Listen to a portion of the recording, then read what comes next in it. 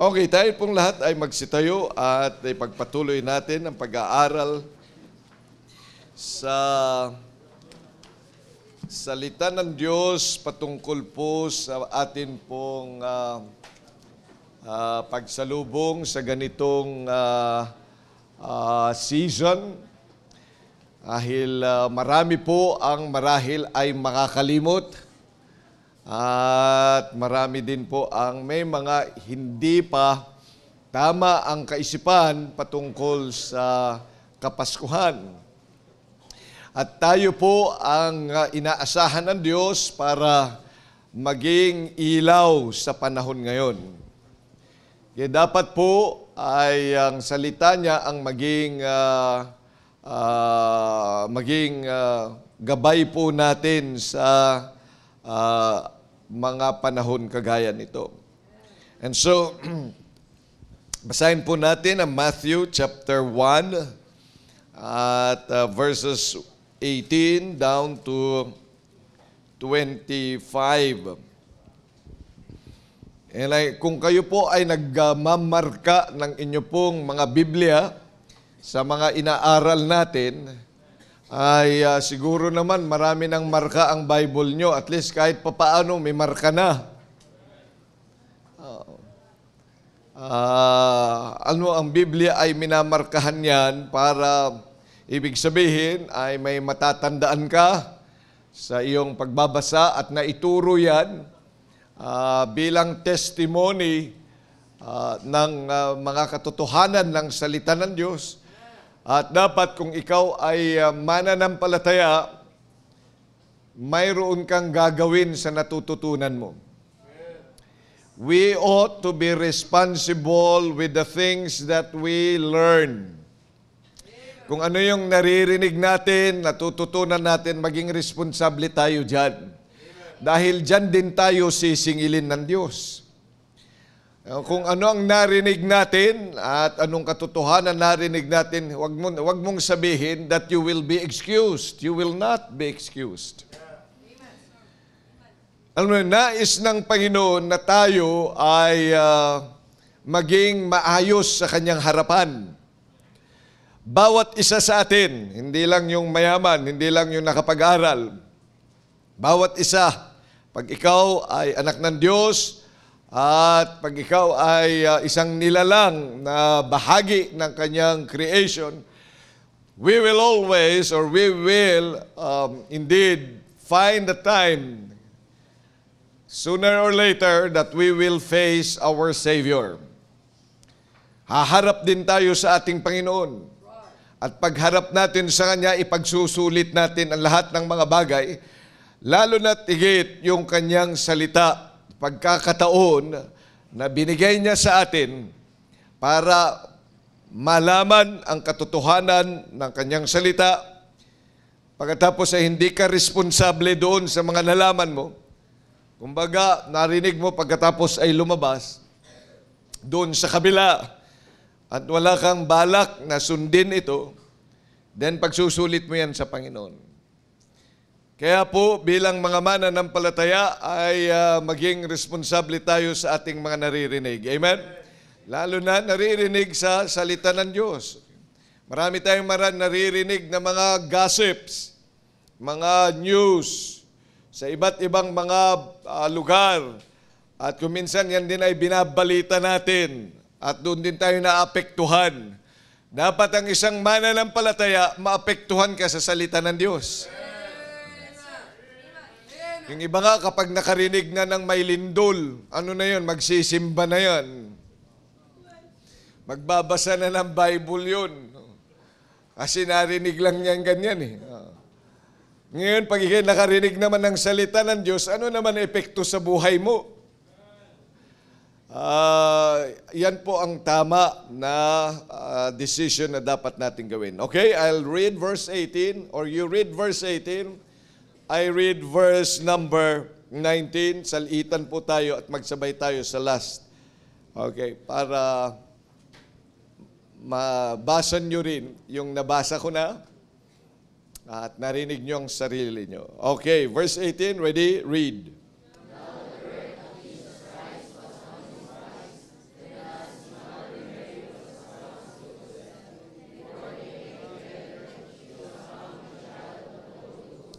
Then Joseph, her husband, being a just man and not willing to make her a public example, was minded to put her away privily.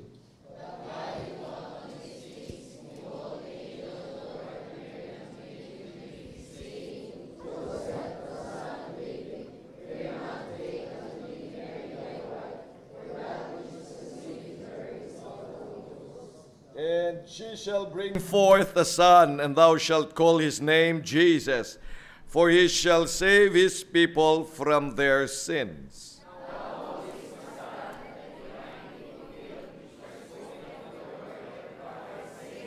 Behold, a virgin shall be with child, and shall bring forth a son, and they shall call his name Emmanuel, which being interpreted is God with us.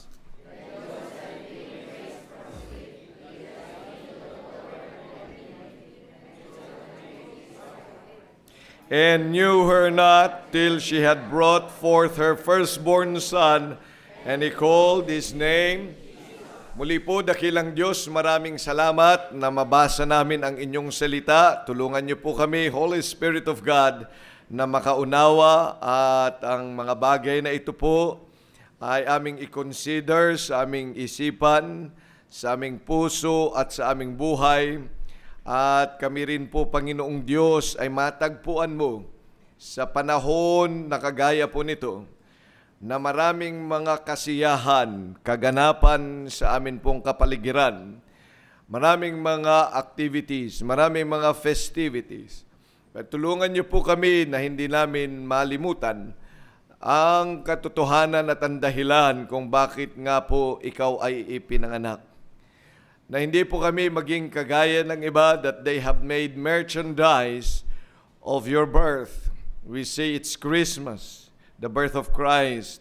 Pero ang hinihiling ko po, Panginoong Diyos, na ito nga po ay maging makatotohanan sa amin at tama rin po ang aming mga puso, tama ang aming kaisipan, tama ang aming mga gawi sa pagsalubong sa natatanging araw na ito. At maintindihan po namin kung bakit nga po ikaw ay kinakailangan na magkatawang tao, ipanganak na kagaya po ng isang taong kagaya namin. At mag-anyong tao, at ganun din po ay you took upon yourself the form of a servant and even became obedient to death. Kaya po hinihiling ko, Panginoon, na higit namin mahalin at itangi ang mga panahong kagaya nito upang maituro din po sa iba ang tama at makita po nila ito sa amin. Maraming salamat sa pagkakataon sa pangalan ng Panginoong Jesus. Amen. Okay, please take your seats. Ang salita ng Diyos na nais ko pong tingnan natin ngayon ay nandoon sa verse number 23. Tatlong mga salita. Behold, a virgin. Yan po ang Christmas. It is really a time of purity. You know, the word virgin, kaya very particular ang salita ng Diyos sa salitang virgin, berhen. Dahil yan po ay nagpapatunay ng pagiging puro or pure. You know, pag sinabi kasi nating virgin, it means untouched. It means fresh, hindi lang tutay, hindi pagod na pagod. It means new, it is unused. Kaya nga ginagamit natin the virgin forest. Sinabi mong virgin forest, yan ay hindi pa nagagarden. Okay? Wala pang mga pinuputol na mga kahoy. Yan ay magandang lugar na puntahan mo, and a virgin forest really is teeming with life. Maraming mga buhay na nandoon. Magandang lugar. Okay?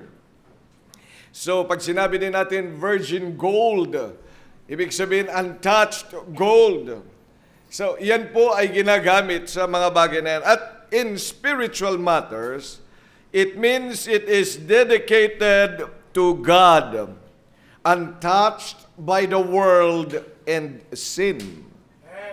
So meron siyang focus. Kaya nung dinidiscuss ni Apostle Paul ang patungkol sa pag-aasawa o kaya sa virginity, yan po ay patungkol sa focus sa gawain ng Diyos. Tingnan po ninyo sa 1 Corinthians chapter number 7. 1 Corinthians chapter 7 in verse number 25. Now, concerning virgins, I have no commandments of the Lord, yet I give my judgment as one that hath obtained mercy of the Lord to be faithful. I suppose, therefore, that this is good for the present distress. I say that it is good for a man so to be. Art thou bound unto a wife? Seek not to be loosed. Art thou loosed from a wife? Seek not a wife. But, and if thou marry, thou hast not sinned. And if a virgin marry, she has not sinned. Nevertheless, such shall have trouble in the flesh, but I spare you. So yun po yung sinasabi ng Panginoon, no? Pag sinabing birhen or pure, it means dedicated only for one thing. Kaya dito po at the Christmas time, the Christmas story that we have read is really the star is really pure, is really virgin. And even the son, he is a virgin birth. Pure, undefiled. At mga kapatid, yan po yung kailangan natin sa ating panahon. Is purity. Lahat na lang ng kaisipan sa mundo, ang sabi nga ng Panginoon ay madumi. Wickedness. Look at Genesis chapter number 6.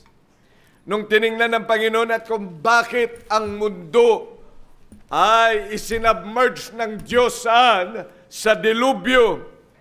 Because God saw the wickedness of man. Ang sabi ng verse 5.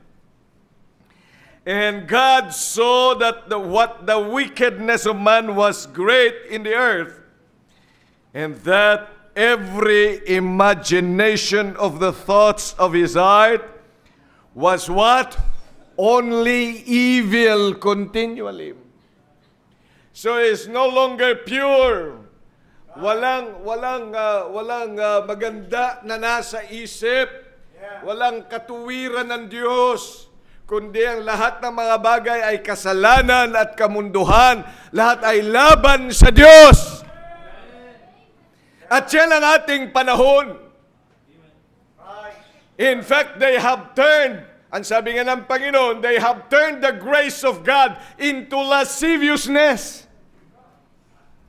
Yan ang ating panahon. Ang mga magagandang bagay na galing sa Diyos ay sinisira ng dyablo, sinisira ng mundo, sinisira ng kasalanan. At dyan po tayo apektado bilang mga mananampalataya. Na kahit pa nasa simbahan na, ay bakit nagkakaganyan? Because there is wickedness in the thought of man. The imagination is evil continually. Tingnan po ninyo. Sa 1 Corinthians chapter number 10. Kung anong uring kaisipan meron ng tao.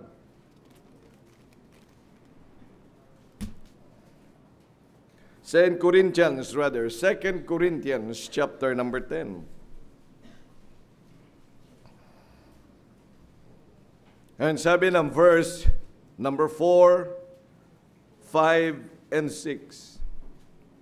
For the weapons of our warfare are not carnal, but mighty through God to the pulling down of strongholds. Ano yung strongholds yan?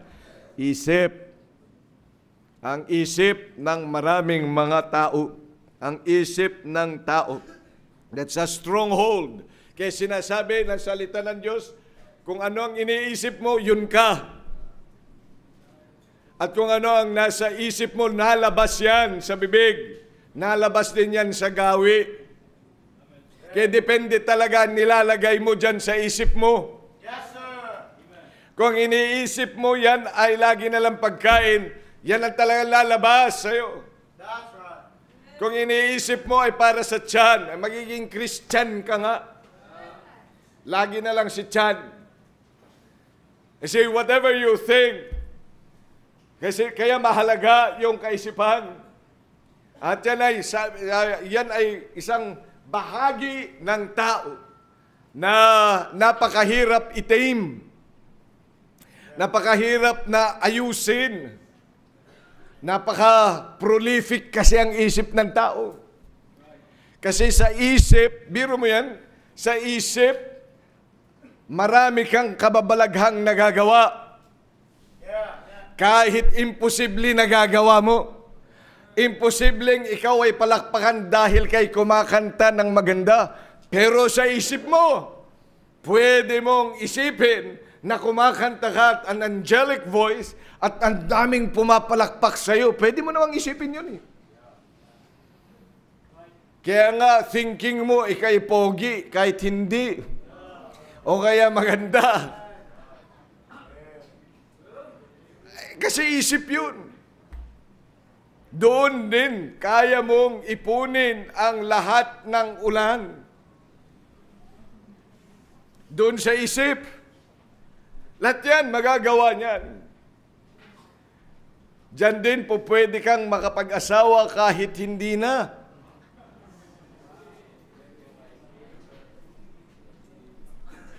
Kasi isip nga, malakas yung isip.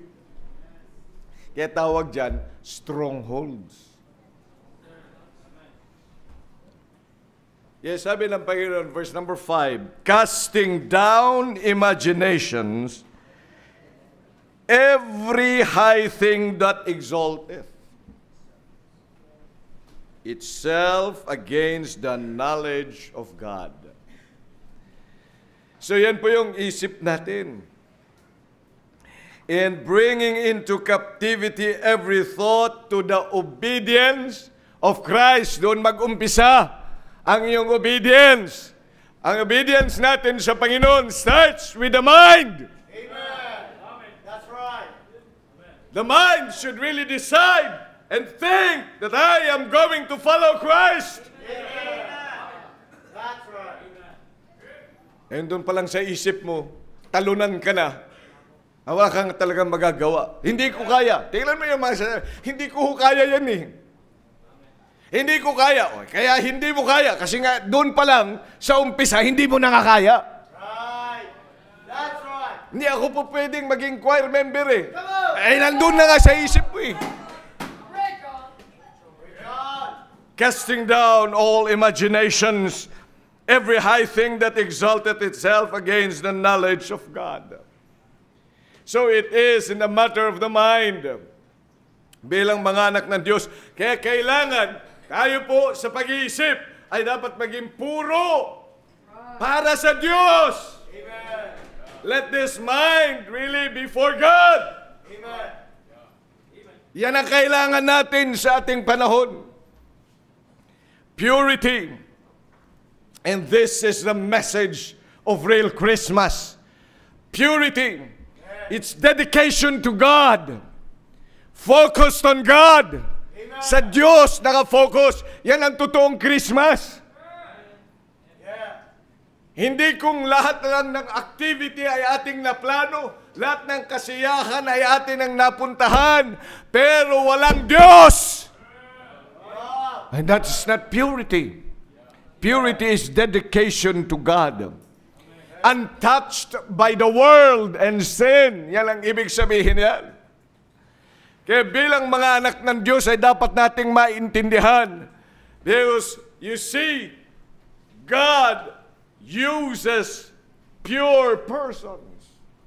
Hindi niya po pwedeng gamitin ang maduming gamit. Kaya kung nais mong magpagamit sa Diyos, because God is a holy God, ay dapat isantabi mo, you must be willing to confess sin Right. Amen. in the flesh.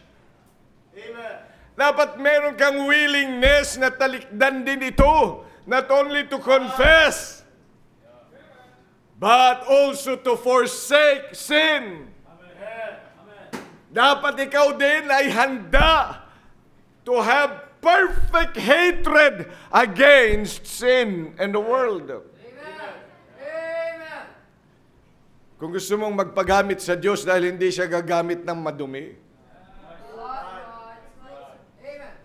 Dahil pag gagamitin na ang Diyos ang maduming yan, babasagin muna yan ng Panginoon. Tingnan po ninyo po, bilang isang anak ng Diyos, tandaan ninyo, we were all unclean. Pero buti na lang ang Panginoon, siya ang gumawa ng paraan papaano tayo malilinis.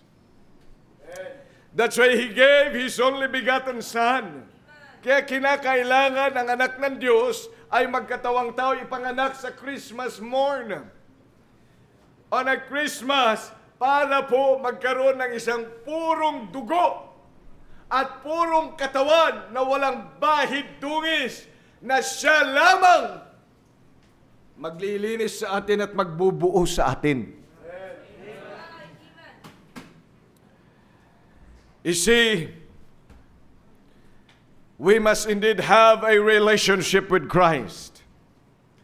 Yan ang Christmas. Christmas is having a relationship, true relationship, genuine relationship with the Lord. It's a personal encounter with Christ.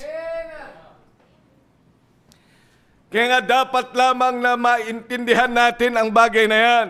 Because the only pure person is no other than our Savior. Look at Hebrews chapter 4.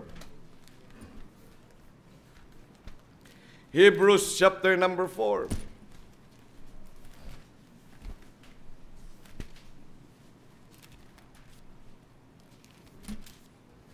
Hebrews chapter 4 and verse number 15. For we have an high priest which cannot be touched with the feeling of our infirmities. Ayan po yung salita ng Diyos. Meron tayong high priest. Sino ang tinutukoy na high priest diyan? Ang Panginoong Hesukristo. He is our high priest. Siya ang punong saserdote. Siya ang punong tagapaglingkod. He is pure and He cannot be touched with the feelings pa lang yun, of our infirmities. But was in all points tempted, like as we are, yet what? Without sin.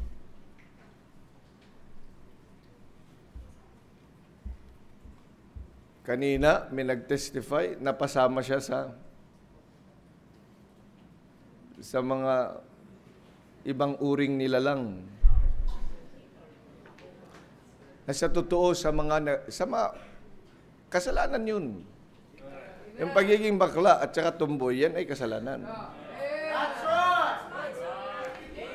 Para lang napasama ka sa mga lasenggo. Kaya ka naman nagiinom, dahil napasama ka rin naman sa lasenggo. Kaya naman nagkakaganyan kasi napasama siya. Bakit ho? May impluwensya. Alam mo bakit nagmumura ka rin? Kasi kasama mo nagmumura. Alam mo kung bakit mangungupit ka? Kasi kasama mo mangungupit din. Alam mo kung bakit hindi ka nagbabasa ng Bible? Kasi ang mga kasama mo hindi rin naman nagbabasa ng Biblia. Alam mo kung bakit hindi ka nagso-soul winning? Kasi kasama mo din, wala naman soul winning. Kung sino talaga yung kasama mo, na-influensyahan ka. That's right. Amen. Now, The point is, we want to be pure because God has already made us pure. So sino ang dapat lamang na makasama natin? That which has a pure life.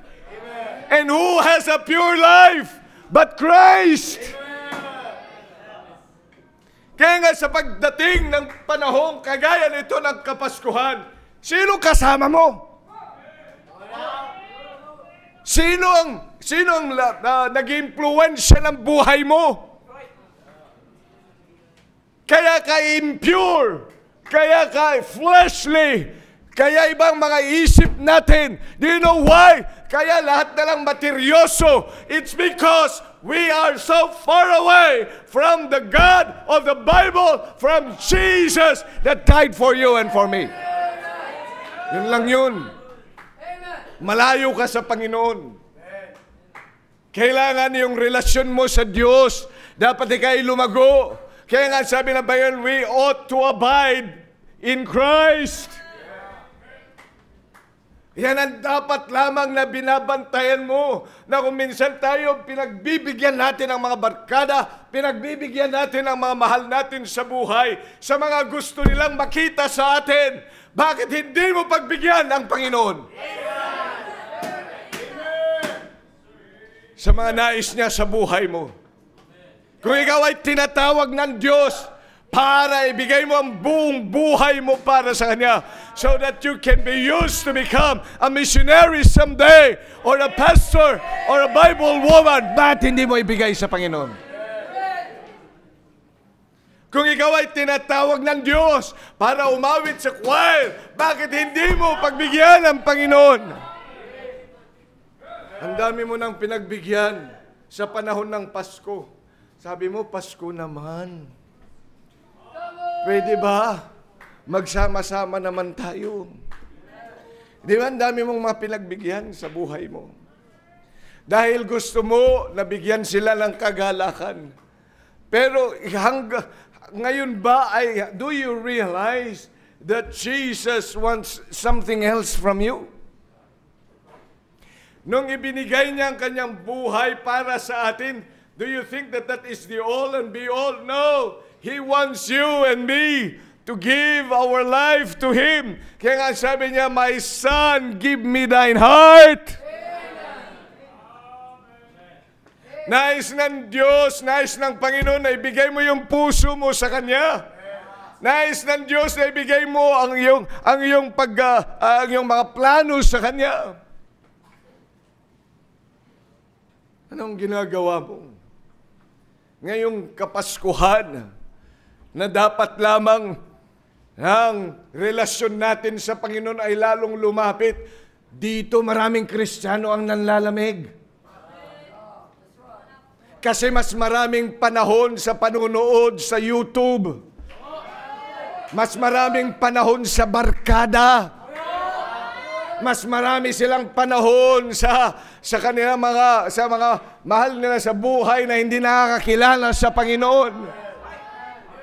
Mas maraming binibigyan nila ng panahon ang mga bagay na ito, pero hindi nila mabigyan ng panahon ng Panginoon. Kaya tingnan nyo, pagdating ng New Year, ang daming mga problema. Pagkatapos ay sasabihin natin, ba't ako nagka-problema? Ay paano'y lumayo ka sa Panginoon? Pag ikaw'y napapalayo sa Diyos, ay hindi ka aasa ng magandang buhay. That's right. That's right. That's why we ought to grow in our relationship. That's why we've got to be pure. Kaya pag sinabing pure, dedicated sa Panginoon. Closer with the Lord. Because God uses a pure vessel. Kaya kung ikaw ay nabubuhay sa kasalanan ngayon, nabubuhay ka sa mga kasalanan ng sanlibutan, ay dapat lamang magpasya ka ngayong gabi na iwanan ang bagay na yan.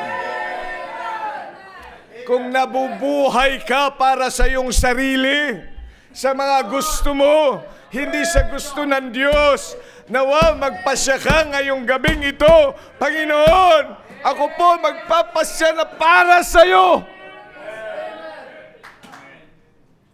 Tagal mo na akong tinatawag, matagal mo na akong sinasabi itong gawin. Ilang beses ko nang narinig, hindi lang sa pastor, nabasa ko sa inyong salita ang mga nais mong gawin sa buhay ko. Pero hanggang ngayon ay walang katuparan yun. Pero ngayong gabi, now, I need to really grow in my relationship with you because this is the real meaning of Christmas.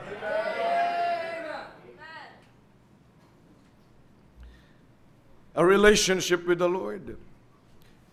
He is faultless. Tingnan po ninyo sa John chapter 18 and verse number 38. John chapter 18 verse number 38. Gusto natin maging puro. Gusto natin maapektuhan a pure life that is pleasing in the eyes of this holy God. Ang sabi ng Diyos, John chapter 18 verse number 38, Pilate saith unto him, What is truth? And when he had said this, he went out again unto the Jews, and saith unto them, sabay-sabay natin basahin yung anong sinabi ni Pilato. I find no fault at all. I find no fault at all. You know, many people find faults in us. Do you know why? Because we are always with people with faults. Bakit hindi mo gawin, mag-decision ka ngayon, that you spend much more time with the Lord? Kumusta ang iyong communion with Christ? Kumusta ang devotion mo sa Panginoon? Kumusta ang Bible reading mo? Kumusta ang prayer time mo? Lagi kang nagmamadali nitong mga nakaraang araw, nitong mga nakaraang buwan kasi sabi mo marami kang mga dapat matapos. Christmas, when there's much vacation, much ease, wala kang panahon sa Panginoon. Ay kaya, at sa bilang mga mananampalataya, let us indeed strive hard to follow upon Christ and develop that relationship with Him. Kagaya ng ginawang sinabi ng psalmist, early will I seek Thee. My soul followeth hard after Thee. Ay dapat magkaroon din tayo ng desire na gano'n, na sa maagang panahon, sa umaga pa lamang, early we will seek the Lord. Amen. Siya dapat ang inuuna natin. Tingnan po niyo sa Psalm chapter 63.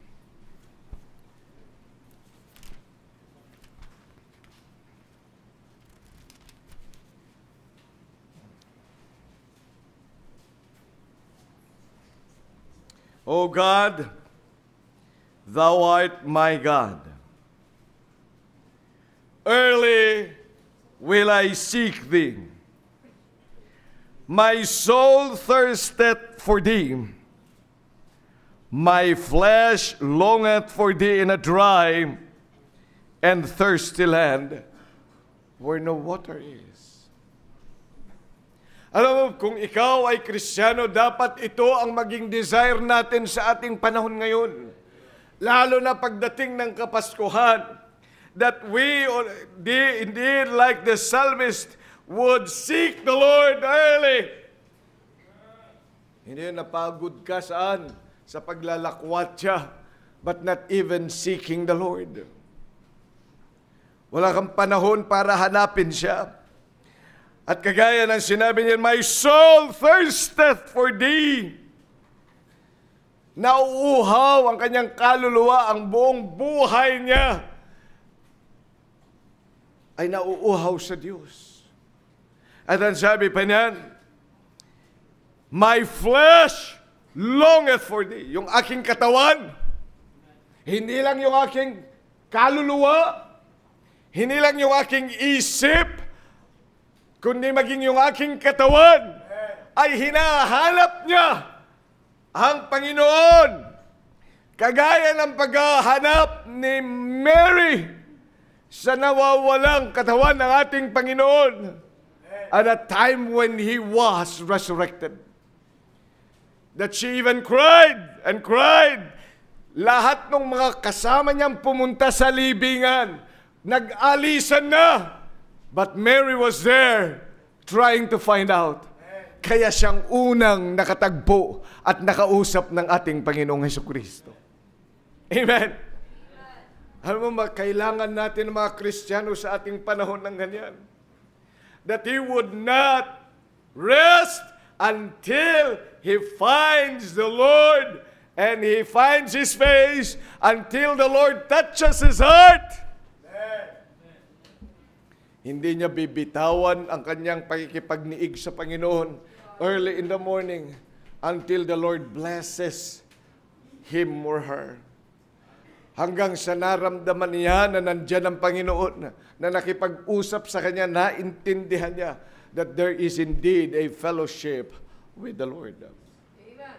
How's your relationship with Christ? Sana'y huwag natin makalimutan sa panahon kagaya nito na dahil sa kasiyahan, sa business of the world, lahat ng mga preparasyon natin sa mga regalo sa mga kapatid, sa mga regalo sa ating mga kaibigan, sa paghahanda ng mga pagkain, paghahanda ng lahat ng mga bagay na yan, ay makalimutan natin ang ating relasyon sa Panginoon. We ought indeed to be pure because it is the message of Christmas. Amen? So we ought to grow in our relationship with the person of that Christ. Ang Panginoong Hesukristo ay hindi siya kathang-isip. He is not a phantom. He is a person just like you and me. May isip, may pakiramdam. Yan po ang ating Panginoon. Hindi siya yung produkto ng ating imahinasyon. O may mga nagtuturo na ang Kristo ay produkto ng ating pag-iisip. Ay papaano nga? Alam mo kung bakit produkto ng kanilang pag-iisip? Sapagkat wala sila ng salita ng Diyos.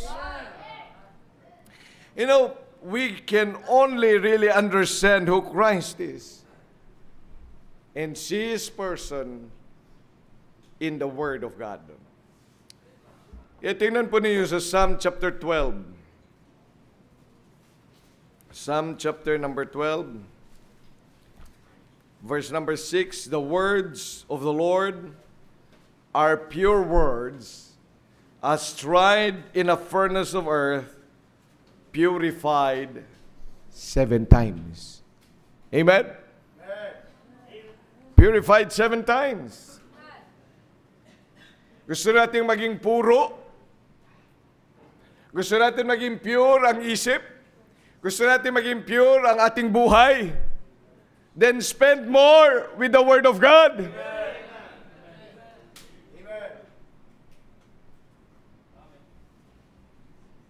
Gusto mo maging pure?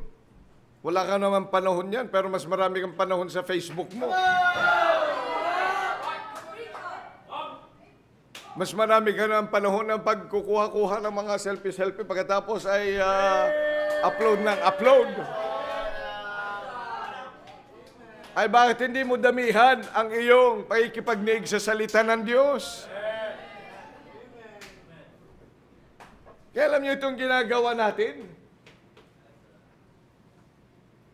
Pag-aaral ng salita ng Diyos. Kaya mayroon tayong fellowship, kaya may kantata. Para ang salita ng Diyos ay makaniig pa natin. Maintindihan pa natin, makikita mo na, habang nababasa mo at habang ine-explain at ine-expound sa atin, naiintindihan, ay, nandun pala yun? Ay, bakit ho tayo ay impure ang ating kaisipan? Ay, paano ay punong-puno ng ibang mga bagay? Punuin mo ng salita ng Diyos. Ang sabi ng Psalm 119 and verse number 140. Psalm 119 and verse 140.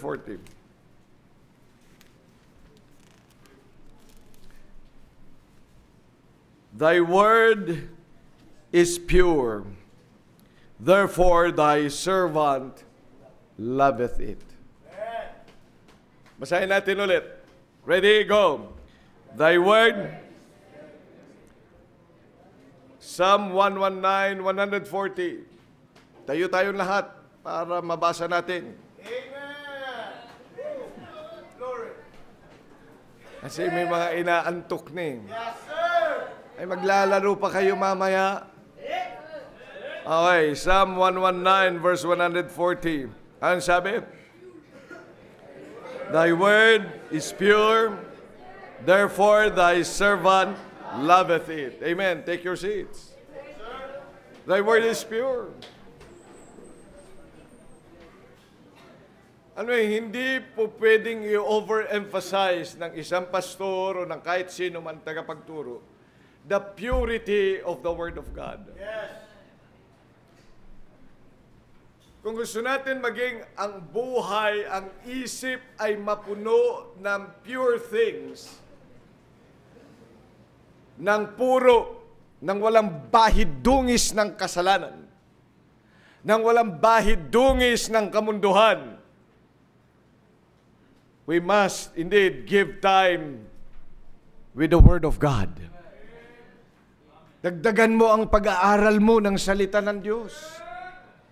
Dagdagan mo ang pagbabasa ng salita ng Diyos. Huwag mong sabihin, Pastor, hindi ba kaya tayo isumobra? Hindi kaya tayo sumobra sa langit niyan? Walang paso sa pagbabasa ng Bible. Kung sa basketball, ano nga ba yun? Ano? Hindi ba yung sumobra yung points mo? Hindi ka push. Yun sa 21, over, pag nag-over ka, babalik ka na naman. Hindi ka mananalo kapag, for example, yung last point na dapat 1 point lang, pero naka 2 points. Di ba? Imbis na 21, naging 22. Di talo ka. Talo naman yun, di ba? Oo. Yan ang pustahan nyo dati, di ba? Shooting. Hindi yan, paso ang tawag yan eh, di ba? Yung sumobra, yung lampas. Over the bakod. Hindi yan naman over the bakod ng mga ito. Anong free throw naman yan? Sige na nga, mamaya na yan. Ito tayo. Hindi ka susobra sa langit kung ikaw ay magbabasa ng mahabang panahon. Hindi ka susobra. Saan? Hindi ka babagsak. Pag sumobra kasi, di ba yung pag sumobra ka, ang ibig sabihin niya, ay di nasa langit ka na, di sumobra ka, di hulog ka ulit. Parang ganun yan. Oh, yun yung ibig sabihin nun, yung sumobra ka sa langit.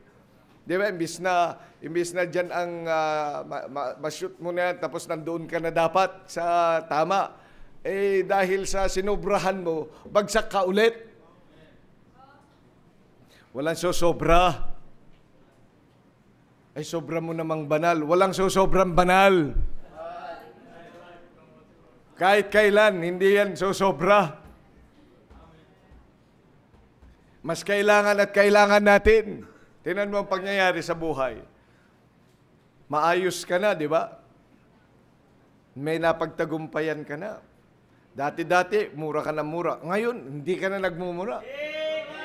Mamaya, nung nawala na ang Bible reading mo, ang ginagawa mo na ngayon, ang iyong mga kasama ay yung mga hindi na nagbabasa ng Bible. Isang araw, balik ka dun sa dati mong ugali. Iyan po yung tinutukoy ng Biblia, that the Bible is profitable for doctrine, for reproof, for correction, and instruction. Pag sinabing instruction, it will keep you always right. Ini-instruct ka para lagi ang buhay mo ay tama. Para ang buhay mo ay ayon sa Panginoon. Yun ang instruction. Kaya walang susobra doon sa pag-aaral ng salita ng Diyos. In fact, walang katapusan ang pag-aaral ng Panginoon. Hindi dahil graduate ka sa Bible College, tapos na ang pag-aaral. Meron pa rin. Because the Word of God is pure.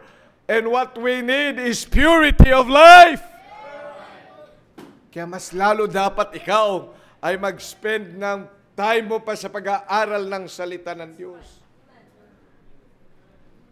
Tingnan pa niyon sa Proverbs chapter 30. Proverbs 30 in verse number 5. Every word of God is pure. He is a shield unto them that put their trust in Him. Every word. Kaya kapag ikaw ay nag-aaral ng salita ng Diyos, nagbabasa ng salita ng Diyos, we are careful to read every bit of the word. Hindi dapat talaga nagmamadali. Bawat salita ay mahalaga. Ano ang sabi ng Matthew chapter 4 verse number 4? Ang sabi ng Panginoon sa nila, man shall not live by bread alone, but by every word that proceeds out of the mouth of God. So ibig sabihin, bawat salita ay dapat binabantayan at binabasa. When you read your Bible, lalo na sa panahon ngayon, ay dapat talaga bawat salita we cannot and we should not miss. Because every word of God is pure.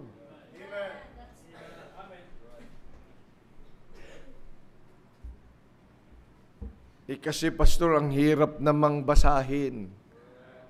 Ay di mas maganda kasi mas mabagal. Para pag nagbasa ka, di ba? Nung bagong pagkatapos ng pandemic, pinagbasa sila ng Genesis 1:1. Di ba? In the beginning. In the beginning. Okay. Ay, hindi pala. In the beginning. Yan. So, isa-isa. Medyo mahirap, pero magandang bagay. Bakit ho? Sapagkat iniisa-isa natin yun. At hindi yun nakakatawa, kundi yun po ay may wisdom sa pag-iisa-isa ng salita ng Diyos, because every word of God is what? Pure. Kaya ngayong Kapaskuhan, dapat mas titingnan mo ang salita ng Diyos marahil dahil sa marami kang mga ginagawa nitong mga nakaraang buwan. Kailangan mo na matapos, kaya mo na umalis kasi malilate ka sa opisina, kasi malilate sa school. Ay bakit? Bakasyon naman ay dapat ay magdahan-dahan naman ako sa pagbabasa ng salita ng Diyos. Tatapusin ko pa rin yung mga chapters na yan, but I'll make sure I'll do it word for word, for word, for word, for word, for word. Because every word of God is pure. Bilang mga mananampalataya ay dapat nating tandaan that His word is pure. So if you'd like your life to be pure, then say with the very word of God. Huwag tayong masanay lang doon sa mga sinasabi ng iba. Masanay ka sa sinasabi ng Diyos. Oh, maganda. Maganda nagko-quote tayo ng mga sinasabing magaganda ng marahil na papakinggan natin. Pero dapat ang sanayin mo bilang anak ng Diyos ay yung salita ng Diyos.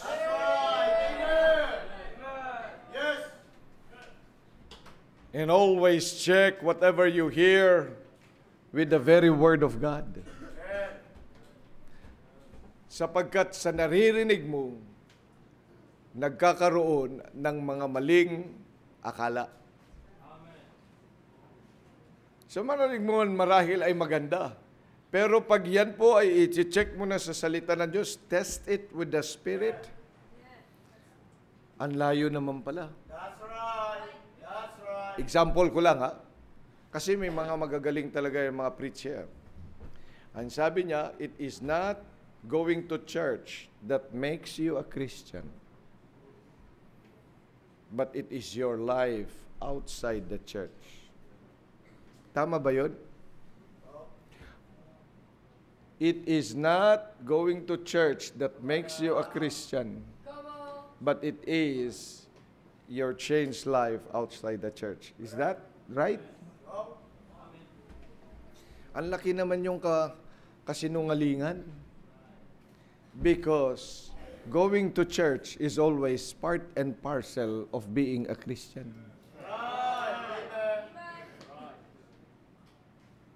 Ang gandang, kasi magaling yung nagsalita. Pero pag ilagay mo na sa salita na Diyos, forsake not the assembling of yourselves together. Amen. Oh, andun yun, forsake not yourselves.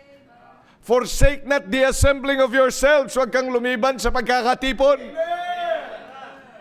Pagkatapos merong isang kutong lupa, sasabihin, it's not you're going to church that makes you a Christian. Ay, sinong may dilanan? Eh, di dila ng demonyo. Kinalaban ng simbahan. Pero alam nyo, sa totoo lang, maraming mga nag-like doon sa mga nakalagay diyan. Kahit missionary. Baptist pa yun. May nakakaintindi. Kasi, naintindihan nila magandang sinabi ng tao. Hindi nila naintindihan yung sinabi ng Diyos. That's right. That's right. Doon nag-umpisa doon natetest ang iyong pagiging Kristiyano. Na kahit pa may mga problema pero nasa pagtitipon ka. Na kahit punong-puno ng problema yung puso at isipan mo pero nandun ka. Sapagkat umaasa ka, nakakausapin ka ng Diyos. Sapagkat yun din ang sabi ng Panginoon, He gave His life for the church. Pagkatapos wala ka sa church, at sasabihin mo your attendance in the church that does not make you a Christian, my goodness, kaninong salita yan? Salita ng dyablo. When Jesus gave Himself for the church and died for it, how can you disdain the church that the Lord built? Kaya nga dapat po, bilang mga anak ng Diyos, matutunan natin mag-fellowship sa salita ng Panginoon. Every word of God is pure. Kaya isa-isahin natin. Amen? Itingnan nyo sa Psalm 119 and verse number 9. If we are going to have fellowship with the very word, the pure word, anong sabi? Wherewithal shall a young man cleanse his way? By taking heed thereto, according to thy word. Singular yun, no? Word. So by taking heed thereto according to thy word, gusto mong umayos ang buhay mo? Gusto mong maging malinis ang buhay mo at isip mo? Gusto mong maging malinis ka sa harapan ng Diyos? Wherewithal shall a young man cleanse his way? Take heed! Take heed by the Word of God!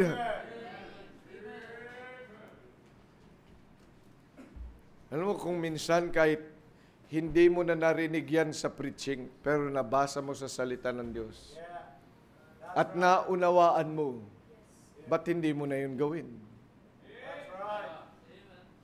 Hindi kinakailangan sigawan ka ng pastor.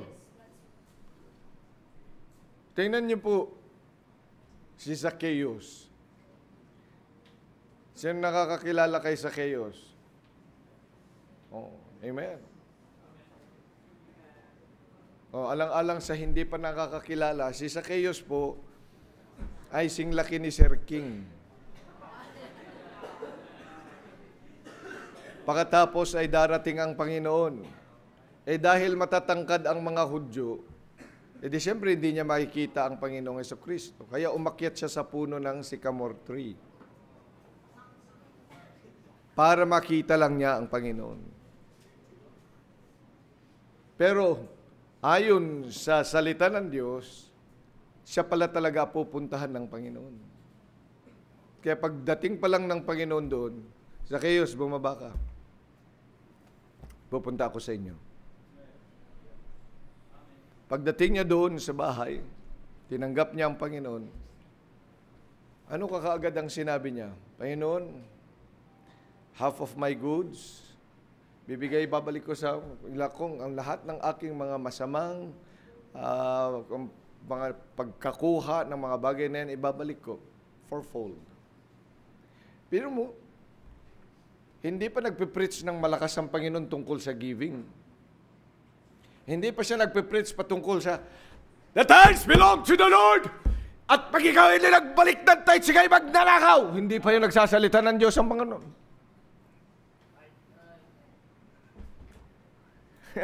Amen. Oo. Hindi ba nagsasalita ang Panginoon? Pero tingnan nyo, nagbago na kakaagad ang kanyang puso. Saan? Sa pera. Hello?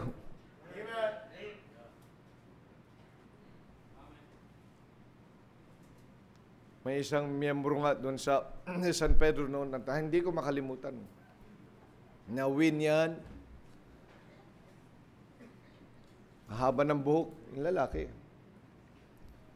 Nabahagi na ng salita ng Diyos. Pumunta ng simbahan. Siyempre, ang haba-haba ng kanyang buhok. Pero noong nagbabasa na siya ng Bible, napadaan siya doon sa 1 Corinthians. At ang nakalagay doon ay even nature itself, that it is a shame unto a man to have long hair. Nabasa niya yun? Na mahalay sa isang lalaki ang may mahabang buhok. Nung mabasa niya yun, hindi pa niya naririnig yan.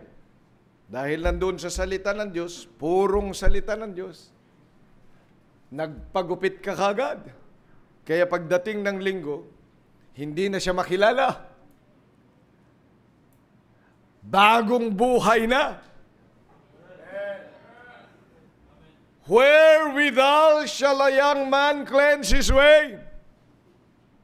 By taking heed thereto, according to thy word. Siguro naman marunong ka ring magbasa. Siguro naman ay kay nakakaintindi. At kung nabasa mo at nakita mo yan sa salita ng Diyos, why don't you take heed? And it will make you pure. At yan po ang dapat na pamasko natin sa Panginoon. Na bago. Na bagong buhay sapagkat pag nakikita natin sa kanyang salita, tayo ay tumatalima. Because if you want to clean our way, then it is only through the pure word of the Lord. Tingnan nyo, Proverbs 15 verse number 26. The thoughts of the wicked are an abomination to the Lord, but the words of the pure are pleasant words. So paano tayo magkakaroon ng purong pag-iisip at pananalita? Ay di dapat lamang punong-puno ka ng salita ng Diyos. Kaya dapat nagmememorya ka ng salita ng Diyos. At yun din yung gamit natin na salita. Ay marami sa atin ang nakakalimot kasi nga, hindi natin yung ginagamit. That is not our conversation. Dapat matuto ka na gumamit ng salita ng Diyos in our conversation. Kaya minimemorya yan. Kaya bilang mga anak ng Diyos, let us make sure that at this Christmas time, we really live a pure life. Not only that we increase or grow in our relationship with the person of Christ, but that we also grow in the knowledge and in the use and in taking heed of the very pure Word of God. Amen. So we ought to abide by that. At bilang mga anak ng Diyos, ayon sa 2 Corinthians chapter 11, ang sabi ng Panginoon sa 2 Corinthians chapter 11 and verse number 2, it is the desire of Christ that the church be as pure, a chaste virgin for Christ. Sabi ni Apostle Paul, for I am jealous over you with godly jealousy, for I have espoused you to one husband, that I may present you as a chaste virgin to Christ. You know, the church that Jesus built is only for Christ. Ulitin ko yan. Ang simbahan na itinatag ng Panginoong Jesucristo ay para sa Kanya lang. At ang simbahan yan, ang simbahan natin ay itinatag para sa Panginoon. Amen. Hindi para kanino yan. It's not for the pastor, it's not for a member, it's not for anyone, but it is for Christ. Amen. At yan po ang dapat nating pakakatandaan. Kaya nga kung nais natin na maging puro, then we ought also not only to abide in our relationship with Christ, not only to abide with the pure word, but we ought to abide in the church that Jesus built. Amen. Kaya dapat manatili ka sa pagsisimba mo. Amen. Kaya dapat manatili ka sa simbahan that is dedicated for Christ and Christ alone. Amen. Kaya ito yung ating mga ginagawa sa ating simbahan. Yung ating Christmas kantata, yung ating Christmas gift to Jesus, yung ating retreat, yung song fest, ang lahat ng mga bagay na yan, ang mga panalangin natin ng mga yan, ay para lamang sa Panginoon. At bilang isang simbahan, we've got to do this at this time. Kaya nga dapat bilang bawat isa sa atin ay maging bahagi ng gawain yan. Na dapat nandito ka sa Christmas kantata. Dapat nandito ka sa Christmas kantata. At dapat may dala kang bisita. Dapat manalangin ka para diyan. Dapat mag-prayer and fasting ka. Amen. Nag-prayer and fasting ka para diyan sa gawain yan. Dapat ay preparado ka para sa Christmas gift mo para sa Panginoon. Dapat ay preparado ka sa Christmas gift mo sa Diyos. At huwag kang madamot sa mga bagay na yan sapagkat dapat lamang na siya ang ating binibigyan sa panahon na ito. Kung ibinigay niya ang kanyang sariling buhay, kung ibinigay niya ang kanyang dugo at ang kanyang katawan para ikaw at ako ay maligtas, gasino na lang yung ibibigay natin Christmas gift to Him. Bilang mga mananampalataya, ay dapat lang maunawaan natin that we ought to spend really much more time with the church. Kaya nga sa December 25, ay dapat kasama ka. Amen.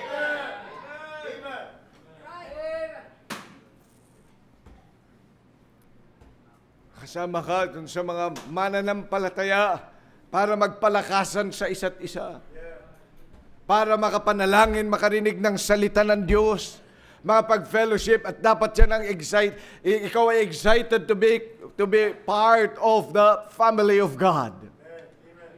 Yung iba excited sa ibang lugar, pero dapat ay excited ka na kasama ang mga anak ng Diyos. Alam niyo, yung mga anak ng Diyos lang ang excited na makasama ang mga anak din ng Diyos. Uulitin ko yan. Ang excited lang na makasama ang mga anak ng Diyos ay yung anak ng Diyos.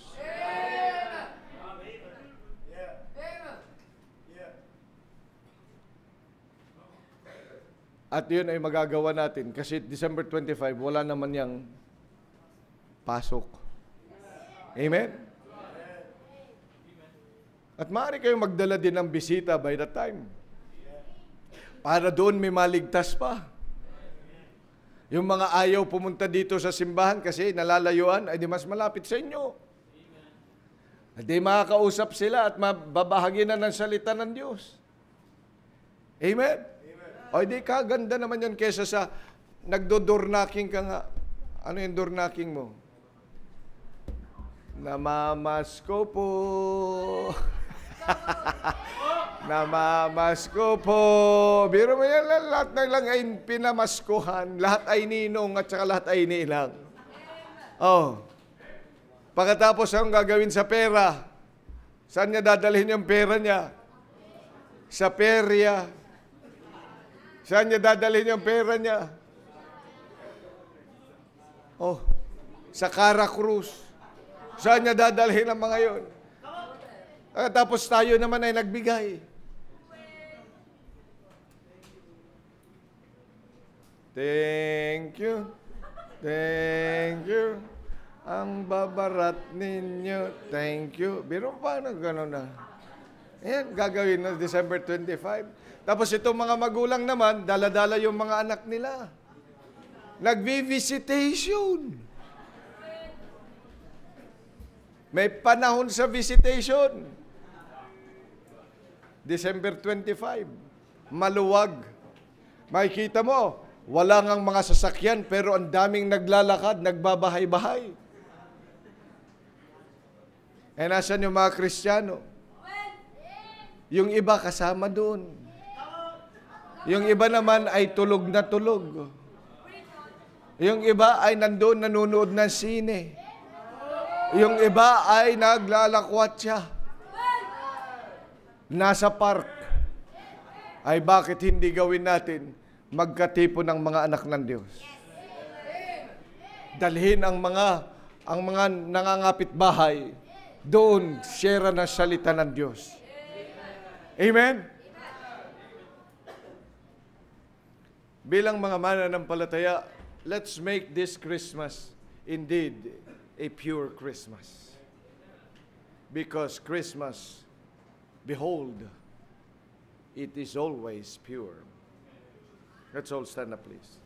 Muli dakilang Diyos, maraming salamat po sa pagkakataon pinagkaloob mo po sa amin. Pagpalain mo po ang inyong salita sa aming kalagitnaan. Help us that we can make indeed this Christmas a Christmas that is pure in thy sight, not a Christmas that is according to this world. Na ibalik po namin ang totoo, Panginoong Diyos, sa aming panahon. At gamitin mo po namin ang mga pagkakataong ito when there is no work, when there is so much festivity, para, Panginoon, ang mga Kristiyano ay tumibay, ang mga hindi nakakakilala ay maligtas. At, Panginoong Diyos, lalo pang mapagtibay ang pananampalataya at ng simbahan. Maraming salamat sa pagkakataon sa pangalan ng Panginoong Jesus. Amen. Habang tinutugtog ang awiting panyaya, what's your response? Would you want to make this Christmas really a pure Christmas? Bakit hindi tayo lumapit sa Panginoon at dito sa altar may pag-usap ka, Lord, here am I. I would like my Christmas to be pure. I would increase my relationship with you. I will grow it. I will grow my Bible reading. I will grow with my church life.